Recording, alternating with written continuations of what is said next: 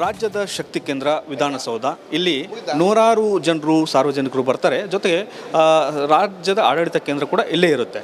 ಹೀಗಾಗಿ ಇಂತಹ ಒಂದು ಕೇಂದ್ರದಲ್ಲಿ ಒಂದು ಬ್ಯಾಗನ್ನು ಸ್ಕ್ಯಾನ್ ಮಾಡ್ತಕ್ಕಂಥ ಮಿಷನ್ಗಳು ಹಾಳಾಗಿದ್ದಾವೆ ಅನ್ನುವಂಥದ್ದು ಸಾಕಷ್ಟು ದಿನದಿಂದ ಕೇಳಿ ಬರ್ತಾ ಇದೆ. ಈ ಕುರಿತು ಮಾತಾಡೋಕೆ ಮತ್ತು ಸ್ಪಷ್ಟನೆಯನ್ನು ಕೊಡೋಕೆ ವಿಧಾನಸಭೆಯ ಸಭಾಧ್ಯಕ್ಷರಾದಂಥ ಯುಟಿ ಖಾದರ್ ಅವರು ಇದ್ದಾರೆ. ಅವ್ರನ್ನ ಮಾತನಾಡ್ಸೋಣ. ಸರ್, ವಿಧಾನಸೌಧಕ್ಕೆ ಸಾವಿರಾರು ಜನ ಬರ್ತಾರೆ, ಸಾವಿರಾರು ಜನ ಹೋಗ್ತಾರೆ. ಇಲ್ಲಿ ಪ್ರಮುಖವಾಗಿ ಬ್ಯಾಗ್ ಚೆಕ್ ಮಾಡ್ತಕ್ಕಂಥ ಸ್ಕ್ಯಾನ್ ಮಿಷಿನ್ಗಳು ಹಾಳಾಗಿ 3 ವರ್ಷ ಆಗಿದೆ ಅಂತೆ. ಇನ್ನೂವರೆಗೂ ಕೂಡ ರಿಪೇರಿ ಆಗಲಿಲ್ಲ, ಹೊಸ ಮಿಷಿನ್ ಹಾಕಲಿಲ್ಲ. ತಮ್ಮ ಗಮನಕ್ಕಿದೆಯಾ ಸರ್? ಈಗಾಗಲೇ ಬಹುಶಃ ನಮ್ಮಲ್ಲಿ ನಾನೀಗ ಇದೆಲ್ಲ ಪೊಲೀಸ್ ಇಲಾಖೆಗೆ ಸಂಬಂಧಪಟ್ಟಾಗಿ ಡಿಸ್ಕಷನ್ ಆಗೋದು, ಚರ್ಚೆ ಆಗಬೇಕು. ಅವ್ರಿಗೇನು ಬೇಕು ಅದು ನಾವು ಸರ್ಕಾರ DPR ಮತ್ತು ಫೈನಾನ್ಸ್ ಮುಖಾಂತರ ಕೊಡಿಸಬೇಕು. ನಾನು ಈಗಲೇ ಚರ್ಚೆ ಮಾಡಿದಾಗ ಒಂದು ನಮ್ಮ ಗಮನಕ್ಕೆ ಕೊಟ್ಟಿದ್ದರು. ಅದಕ್ಕೆ ಹೊಸತಾಗಿ ಅವ್ರಿಗೆ ಈಗಾಗಲೇ ಇಲಾಖೆಗೆ ಅವರು DPR ಮುಖಾಂತರ ಬರೆದಿದ್ದಾರೆ. ಮತ್ತು ಈಗಾಗಲೇ ಇದರಲ್ಲಿ 2 ಎಂಟ್ರೆನ್ಸಲ್ಲಿ ಎಲ್ಲಿ ಚೆಕ್ ಆಗ್ತದೆ, ಅಲ್ಲಿ ಒಂದು ಕಡೆ ಮಾತ್ರ ಒಂದು ಸಮಸ್ಯೆ, ಇನ್ನೊಂದು ಕಡೆ ಇವತ್ತು ಕರೆಕ್ಟಾಗಿ ಇವತ್ತು ಇದೆ ಇದಕ್ಕೆ ಸಂಬಂಧಪಟ್ಟಾಗೆ.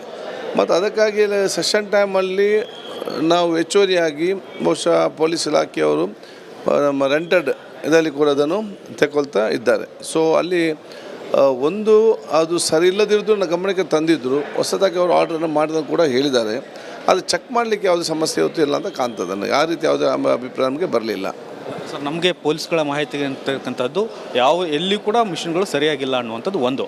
ಆಮೇಲೆ ಬ್ಯಾಗ್ಗಳಲ್ಲಿ ಆಯುಧಗಳನ್ನೆಲ್ಲ ಇಟ್ಕೊಂಡ್ಬಂದರೆ ಅವೆಲ್ಲ ಚೆಕ್ ಮಾಡೋಕ್ಕಾಗಲ್ಲ ಅನ್ನೋದು ಮೆಟ್ಲು. ಆಮೇಲೆ ಇತ್ತೀಚೆಗೆ ಸಂಸತ್ತಿನ ಮೇಲೆ ದಾಳಿ ಆಯಿತು. ಇಂಥ ಘಟನೆಗಳು ಆಗಬಾರ್ದು ಅನ್ನೋಂಥದ್ದು ಇಲ್ಲ. ಇದನ್ನು ನಾವು ಗಂಭೀರವಾಗಿ ನಾವು ತಗೊಳ್ತಾ ನಾನು ಇದನ್ನು ಪೊಲೀಸ್ ಇಲಾಖೆ ನಾವು ಚರ್ಚೆ ಮಾಡಿ ನಾನು DPR ಮತ್ತು ಫೈನಾನ್ಸ್ ಕರೆಸಿಕೊಂಡು ನಮ್ಮ ಸೆಕ್ಯೂರಿಟಿಗೆ ಸಂಬಂಧಪಟ್ಟಾಗ ಏನೆಲ್ಲ ಕ್ರಮ ತಗೊಳ್ಬೇಕು, ಬ್ಯಾಗ್ ಚೆಕಿಂಗ್ ಮಾಡುವಂಥದ್ದು, ಅದರ ಬಗ್ಗೆ ದೀರ್ಘವಾಗಿ ನಾವು ಚರ್ಚೆ ಮಾಡಿ ಸೂಕ್ತವಾದ ಆದೇಶನ ಅವರಿಗೆ ಮಾಡ್ತೇನೆ.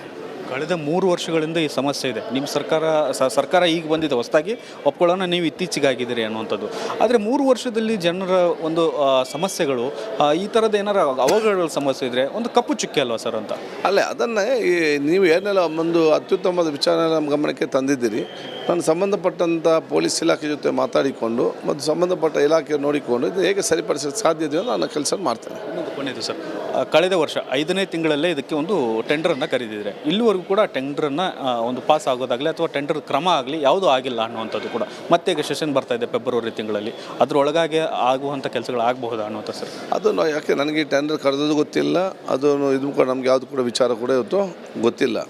ಆದರೆ ತಾವು ಏನು ಹೇಳಿದ್ದೀರಿ ಅದನ್ನು ಸಮರ್ಪಣೆ ನಾನು ಕರೆಸಿ ಮಾತಾಡಿಕೊಂಡು ಸೂಕ್ತವಾದ ವ್ಯವಸ್ಥೆ ಮಾಡಲಿಕ್ಕೆ ನಾನು ಆದೇಶ ಮಾಡಿಸ್ತೇನೆ. ಯಾವಾಗ ಆಗುವುದು ಸರ್ ಕ್ರಮ? ಅಲ್ಲ, ಅದು ನಾನು ಮೀಟಿಂಗ್ ಅವ್ರು ಇವತ್ತು ನಾನು ಅಧಿಕಾರಿಗಳನ್ನು ಕರೆಸಿಕೊಂಡು ಇದರ ವಿವರವನ್ನು ತಿಳಿದುಕೊಂಡು ಸಂಬಂಧಪಟ್ಟಂಥ ಇಲಾಖೆ ಆರ್ಥಿಕ ಇಲಾಖೆ ಮತ್ತು DPRಗೆ ಮಾತಾಡಬೇಕಾಗ್ತದೆ ಇದಕ್ಕೆ, ಮತ್ತು ಪೊಲೀಸ್ ಅವ್ರಿಗೆ ನಾನು ಸೂಕ್ತವಾದ ನಿರ್ದೇಶನ ಕೊಡ್ತೇನೆ.